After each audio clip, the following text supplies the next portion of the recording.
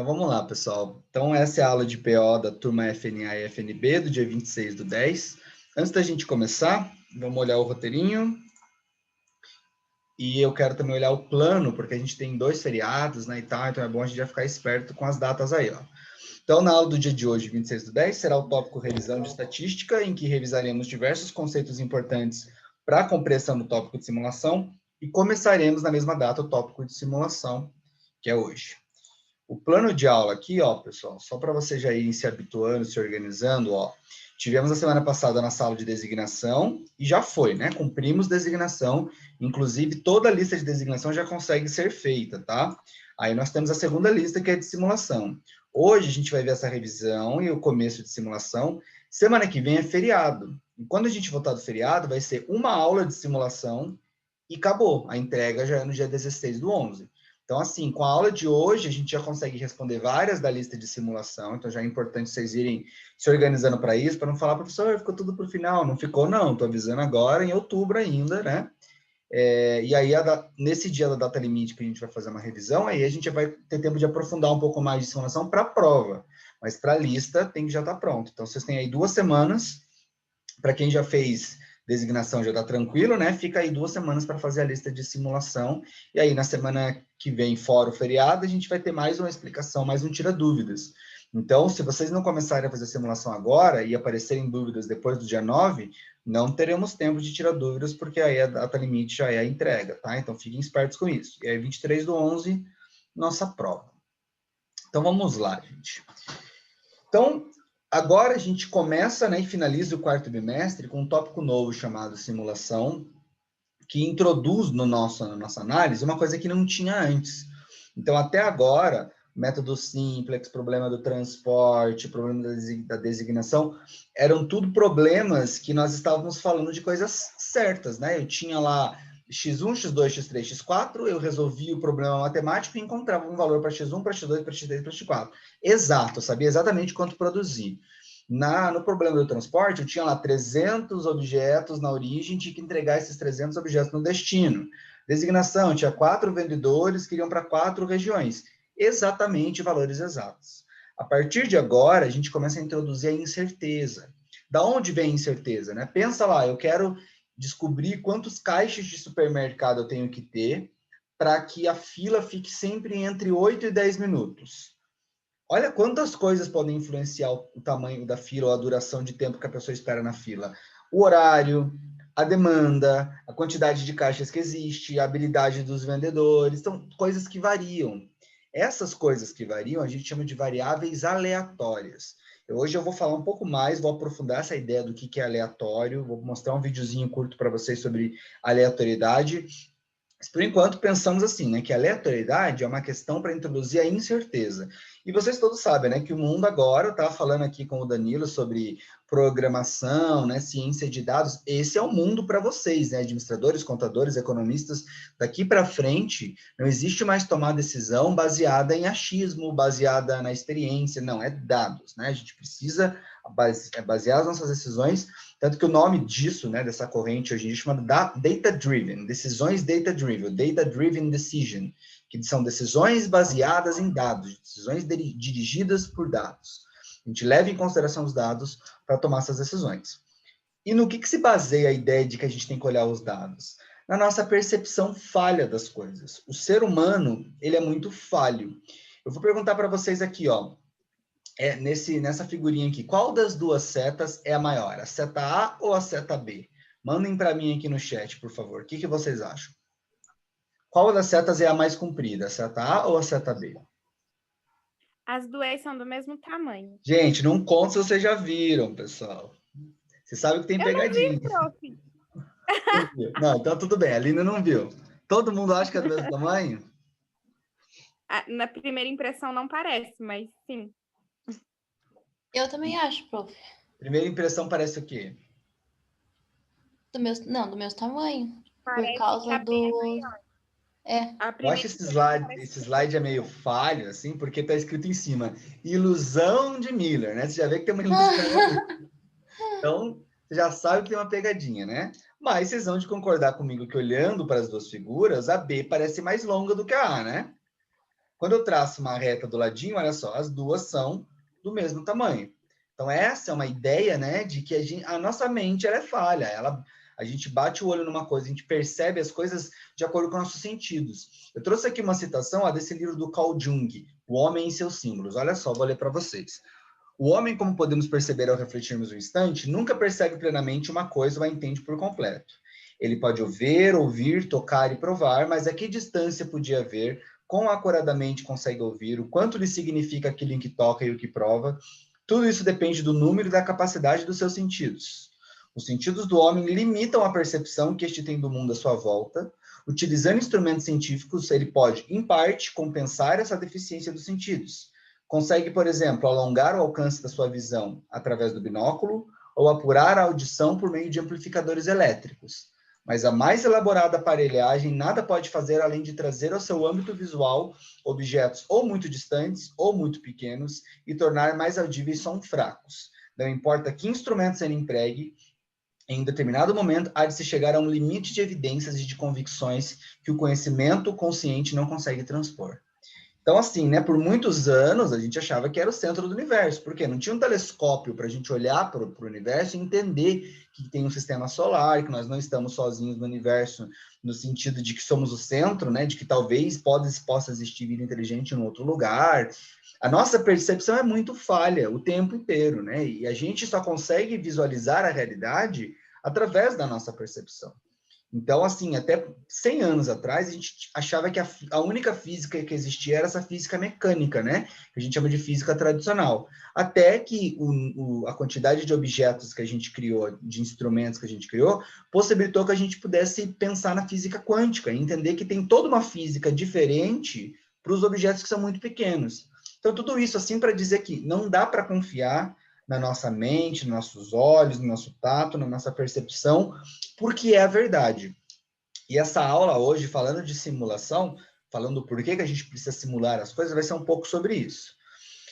Quando se tem muita variabilidade e interdependência de processos, trabalhar com médias, ferramentas estáticas como planilhas, acaba se tornando muito limitado. Então, lá no nosso modelinho de simplex, né, tinha 3 restrições, e aí eu tinha que achar X1, X2, é fácil, né? Tenho máquinas que eu coloco insumos, as máquinas geram um determinado produto, isso né, é padrão. Agora, imagina quando eu tenho que levar em consideração a quantidade de tempo que uma pessoa pode esperar uma fila. Depende da demanda, depende do dia, depende do horário, depende da pessoa que está no caixa, depende da pessoa que comprou, dos produtos que ela comprou, da classe social. Então, tem muitas variáveis que, se a gente for pensar na nossa percepção pessoal da coisa, a gente não vai conseguir chegar a lugar algum.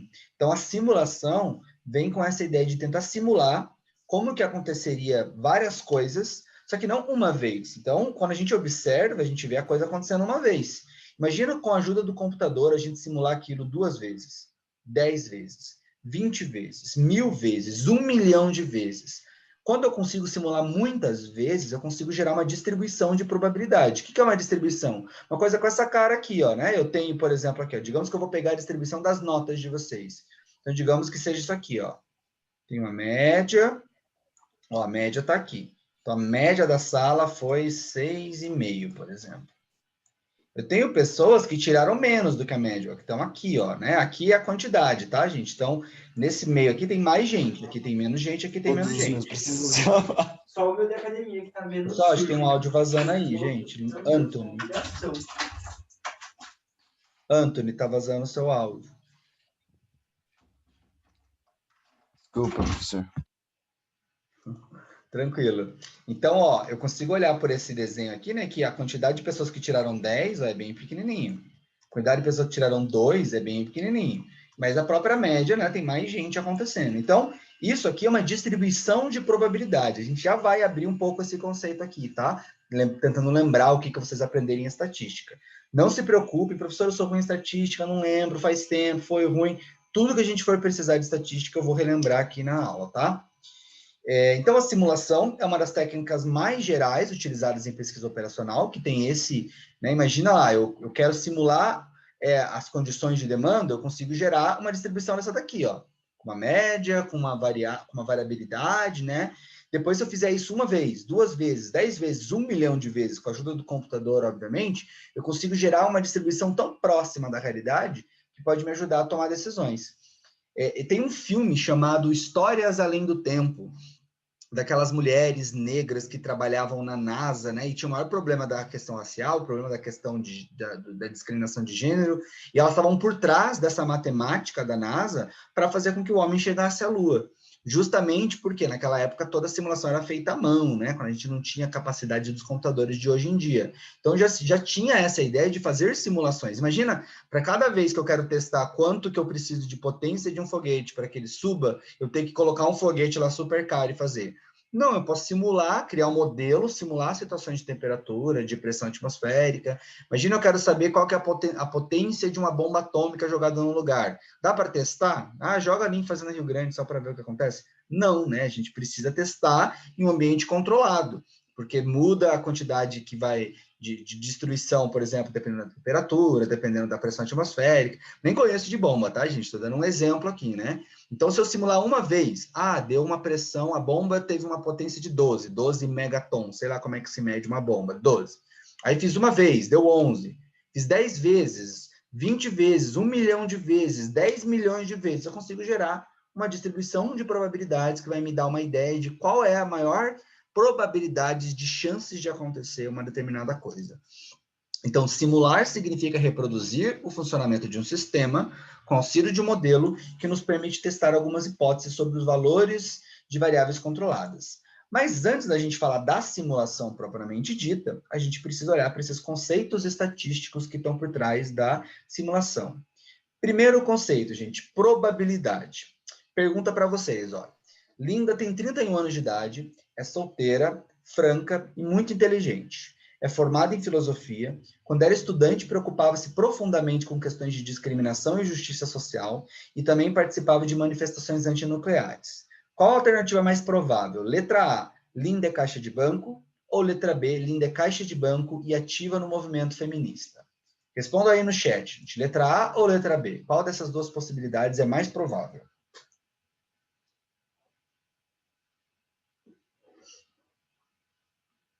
Danilo, B. Que mais, gente? Uma letrinha, pessoal. Pô, leva 2 segundos, hein? Marina, B também. Mais 2, aí eu me contento.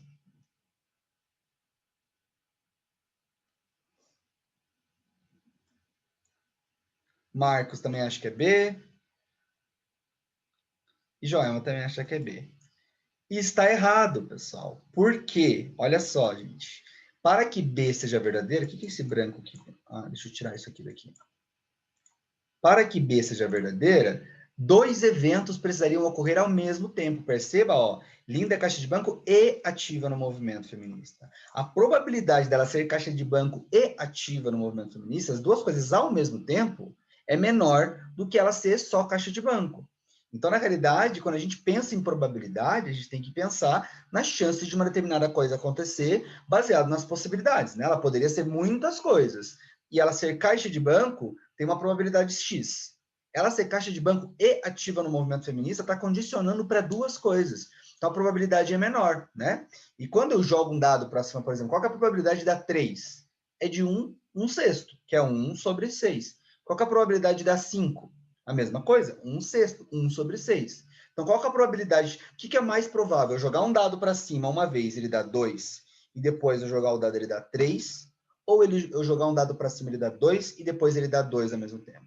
A probabilidade é a mesma, porque os eventos são independentes. Eu jogar um dado para cima, eu tenho 1 em 6 de dar 2. Eu jogar outro dado para cima, eu tenho 1 em 6 de dar 2. São 2 eventos diferentes e separados. O fato de eu ter tirado 2 no primeiro dado não faz com que fique menos provável que eu tire 2 no segundo dado. Então, essas são algumas questões das estatísticas que a gente vai começar a pensar e levar em conta para a gente começar a falar de simulação. Segundo conceito importantíssimo aqui, gente, aleatoriedade. Atenção, tá, pessoal? Aleatório não é aquilo que a gente pensa que é aleatório. Então, poderia falar, por exemplo, né? Marina é uma pessoa aleatória. Marina, não estou falando de você não, tá? Não te conheço. Mas a gente fala às vezes das pessoas, né? A pessoa é tal, pessoa é aleatória. Então, eu vou falar, Marina é aleatória. O que a gente entende? Nossa, a Marina faz umas coisas nada a ver, né? A Marina chega do nada na aula, tá certo. Ela chega do nada e faz uma coisa imprevisível. Não é isso que é aleatório, gente. Óbvio que no dia a dia a gente usa aleatório com esse sentido, mas aleatório não é uma coisa que pode ser qualquer coisa. Aleatório é uma coisa que segue uma distribuição de probabilidade. Então, aleatoriedade tem a ver com seguir uma distribuição de probabilidade. Mas é muito difícil pensar no que é aleatório. Então, a gente vai desenvolver esse conceito agora. Então, Marina, você que é aleatória aí por conta própria, né? Falou que é aleatória. Me fala 3 números aleatórios de 0 a 10. Coloca aí no chat, por favor. Anthony, anota aí no chat, por favor. 3 números aleatórios de 0 a 10. E Aline, coloca aí no chat, por favor, 3 números aleatórios de 0 a 10. Prof, eu não consigo escrever no chat. Consegue? Então fala para mim. Tá. 5, 6 e 10. 5, 6 e 10. Anthony, 5, 7, 9. Marina, 7, 4, 3. Olha só, pessoal. Para vocês verem como a mente da gente funciona. Tá claro que vocês não pensaram isso necessariamente, mas vocês vão ver que existe um comportamento previsível no que a gente faz, e eu já vou falar daí sobre aleatoriedade para vocês. A Marina escreveu assim, bom, vou pensar 7, primeiro número que ela pensou. Aí ela pensou, bom, como é número aleatório, então se de 0 a 10 eu peguei o 7, eu vou pegar o número mais para lá, né? Ela pegou o 4. Aí ela pensou, bom, agora eu vou enganar, né? Como é aleatório, eu não vou pegar o número para lá. Pegou o 3. Pronto. O Antônio é a mesma coisa, ele pegou o 5 no meio. Aí ele jogou um 7 e aí ele jogou um 9. O Anthony foi, eu acho que, o menos suspeito aqui, porque uma pessoa pensaria talvez em pegar, depois do 7, jogar o número meio para cá, assim. Mas como ele jogou o 5 logo no meio, então o 9 dele talvez dê para prever. E a Aline, a mesma história, 5, aí ele pegou 6 e pegou 10, né? Do mesmo jeito do Anthony. Ó, a Karina, mesma história, 3, 7 e 10. Pegou 3, aí ela pensou, bom, agora eu não posso pegar nenhum nem 2, né? Então eu vou colocar 7. Aí ela pensou, bom, não posso colocar nem 5 nem 6, tá muito perto, eu vou colocar 10. Claro que ela não pensou, nenhum de vocês pensou nada disso, tá, pessoal? Mas é só para vocês entenderem como que a nossa mente provavelmente deve ter pensado para gerar um número aleatório. As chances de ser 0, 1 e 1, por exemplo, é a mesma. Por que eu não escolhi 0, 1 e 1? Por que eu não coloquei 1, 1, 1? Eu não falei que não podia repetir, né? Poderia ser. Ou se não podia repetir, por que não 1, 2, 3? Mas é porque a nossa mente tenta parecer aleatória e a gente não consegue ser aleatório. Esse é o ponto. Para a gente compreender melhor do que eu estou falando, eu vou mostrar um vídeo para vocês sobre aleatoriedade. Ele tem 9 minutos, tá, gente? Me contem para mim aí se vocês estão ouvindo o áudio. E aí a gente já volta. Esse vídeo foi feito. Dá para ouvir? Sim, então beleza, pessoal. Vou fechar minha câmera aqui e vou deixar vocês assistindo o vídeo aqui. Vou assistir junto com vocês, obviamente. Daqui a pouco a gente volta. Vamos falar sobre números aleatórios.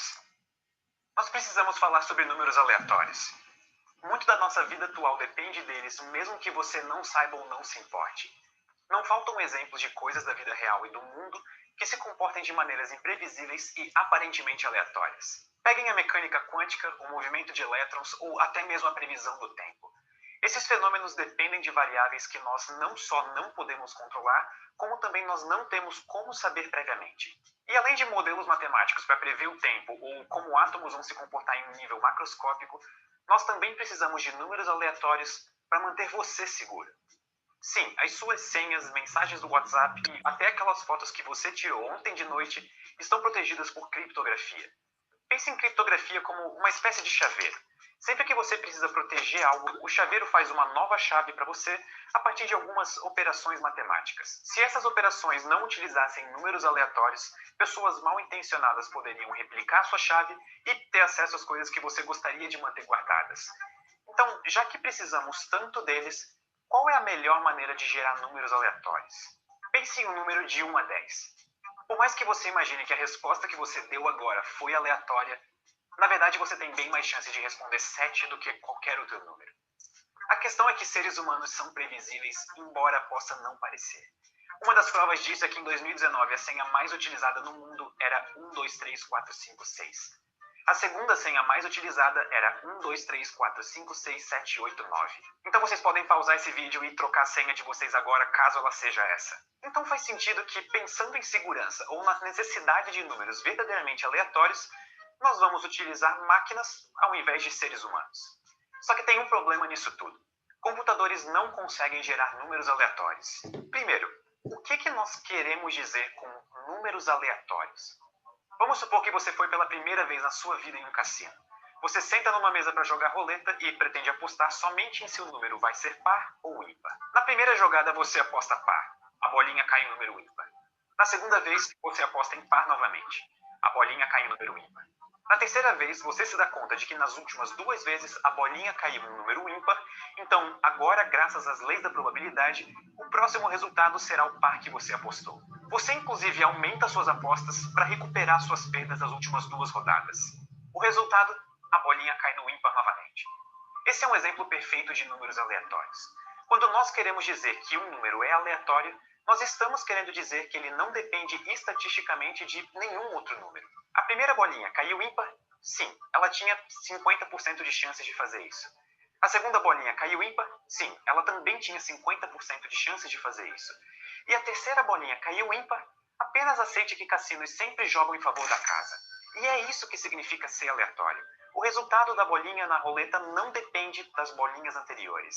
Agora, se você pedisse para uma pessoa, parasse de usar a roleta e pedisse para uma pessoa dizer se o resultado ia ser par ou ímpar, dificilmente essa pessoa escolheria par ou ímpar mais do que 5 vezes seguidas. A pessoa estaria tão concentrada em parecer aleatória que ela se deixaria levar pelos resultados anteriores e isso iria mudar os resultados futuros. Então quer dizer que nas últimas 5 rodadas eu falei par? Eu vou pegar eles, eu preciso falar que vai cair ímpar. E é por isso que nós usamos computadores. Se você quer algum tipo de decisão ou resultado sem interferência ou viés que um ser humano teria, nada melhor do que usar uma máquina. O problema é que computadores não podem gerar números aleatórios. Um computador é uma máquina programada para seguir instruções. Se o computador é programado para transformar maçãs em tortas, ele vai fazer isso sempre. E por isso, computadores são extremamente previsíveis. Se o seu computador não funciona desse jeito, ele está quebrado. Mas isso não quer dizer que nós não possamos fazer números que parecem aleatórios, mesmo que não sejam. Esses seriam os números pseudo-aleatórios, e uma maneira bem simples de gerar eles seria pegando algo que nos dá um número aleatório, tipo jogar um dado, jogar ele várias vezes e anotar os resultados em uma lista.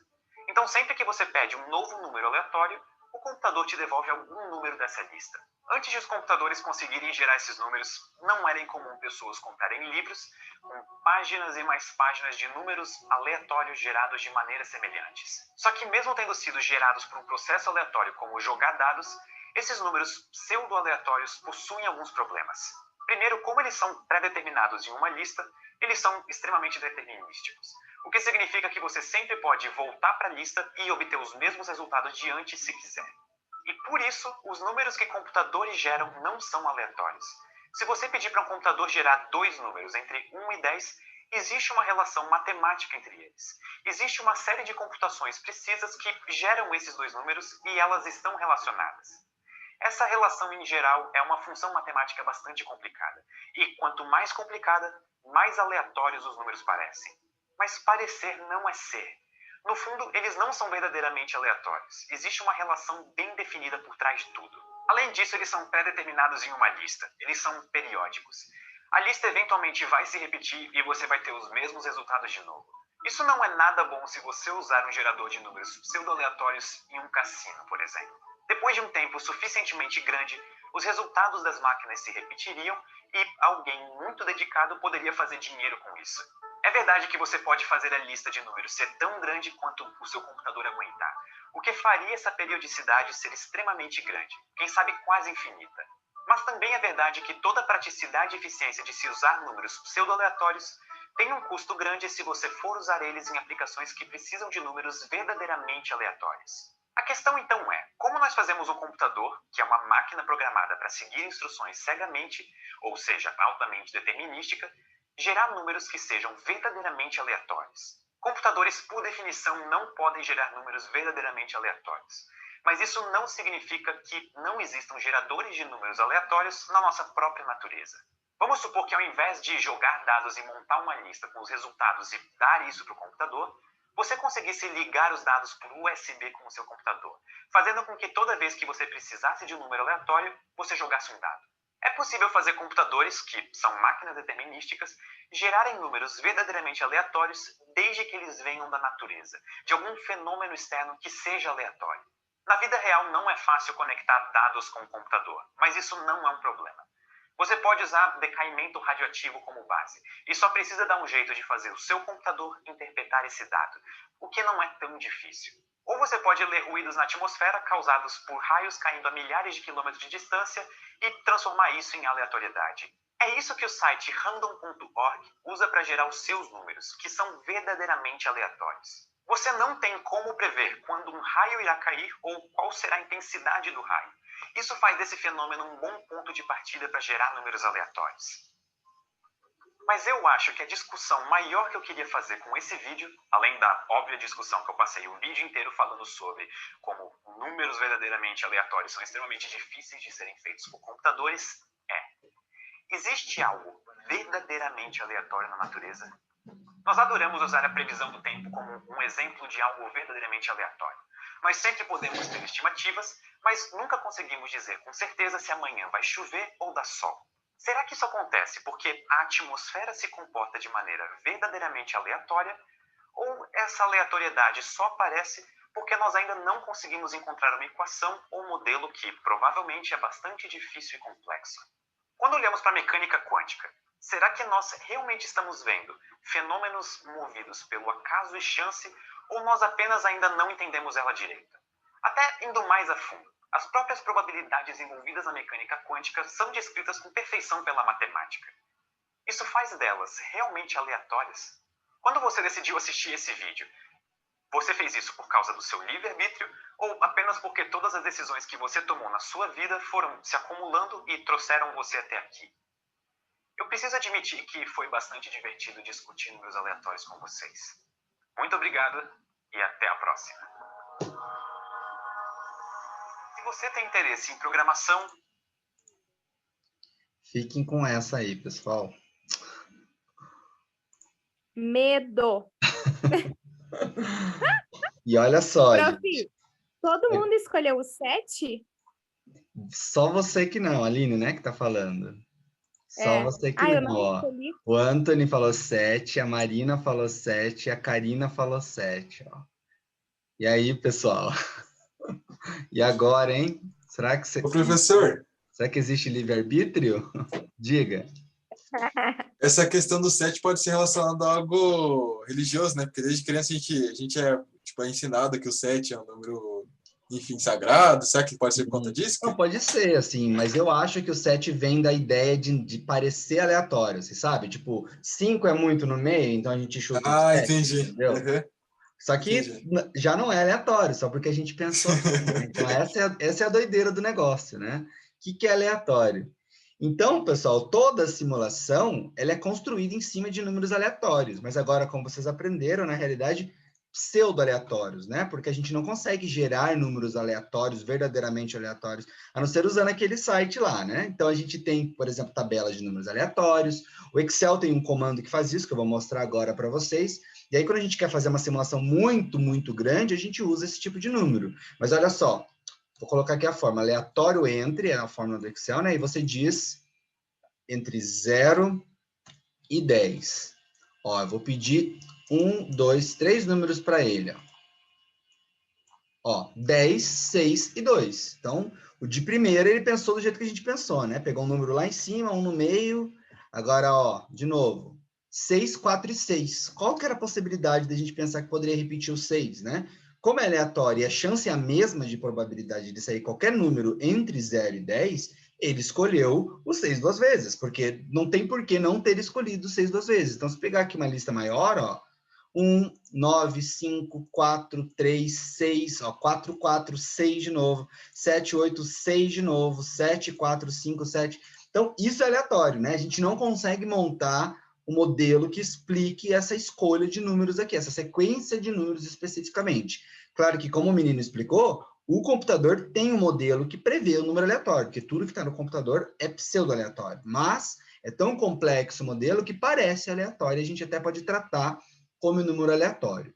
Como a gente vai fazer umas simulações muito pequenininhas, né, assim, para pouca quantidade, obviamente não vou falar para simular 1 milhão de vezes, eu vou dar os números aleatórios para vocês, né, para que todo mundo faça o exercício seguindo a mesma coisa. Então, os exercícios vão dar números aleatórios. Mas, normalmente, quando isso acontece, ó, por exemplo, numa prova, num concurso, caiu uma questão de simulação e fala, ó, use os números da quarta linha. Então, você usa 22, 15, 78, 49. Nesse caso aqui, números aleatórios de 0 a 100, né, assim por diante, 0 a 99. Então, tá aqui, ó, uma amostra aleatória é um subconjunto de uma população selecionada por um processo que torna igualmente provável a ocorrência de todas as amostras de um tamanho especificado. O que isso quer dizer? Pensa lá, eu quero fazer uma pesquisa sobre quem vai ganhar a eleição no Brasil. Eu teria que perguntar para todo mundo que vota quais são suas intenções de voto. Mas não dá para fazer isso, né? 200 milhões lá, tem 220 da população, 200 milhões de votantes, entre aspas, né? Deve ser menos que isso, mas digamos que fosse. É inviável. Quando eu começasse a perguntar para a primeira pessoa e eu chegasse na última, a primeira já teria mudado de opinião por algum evento que aconteceu, então não dá. Teria que usar uma amostra. E o que a gente faz, né? Eu estou fazendo uma sopa, eu quero experimentar se a sopa está boa de sal. Eu não bebo a sopa inteira e falo, estava boa de sal, né? Eu pego uma colher e experimento. Então, a colher de sopa é como se fosse uma amostra da população que é toda a sopa. Agora, como é que eu posso verificar que essa colher é representativa?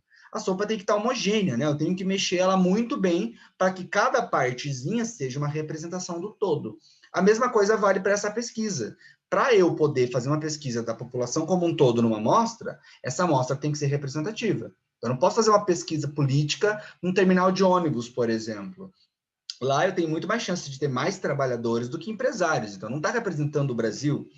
O Brasil tem lá 60% de negros, 40% de brancos. Estou inventando, tá, gente? Né? É mais complexo que isso. Então, a minha amostra ela tem que ter essa representatividade. Qualquer amostra que eu pegue tem que ter os 60% de negros e 40% de brancos. O nível de renda tem que ser parecido. 10% da população é rica. Então, 10% da minha amostra tem que ser representativo. Como eu faço para gerar essa amostra linda?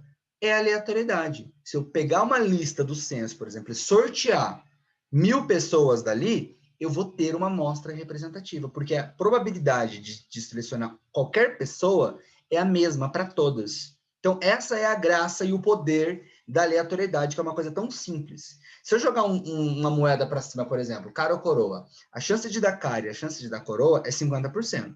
Se eu jogar 10 vezes, talvez dê 6 caras e 4 coroas.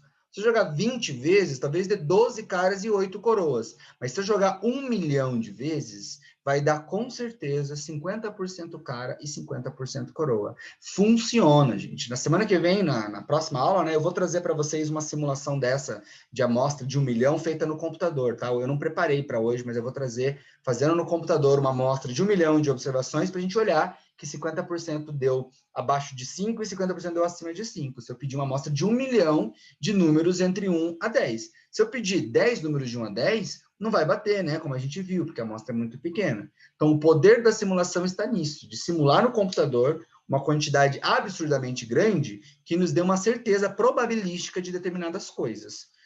Antes da gente seguir, vamos sair e voltar.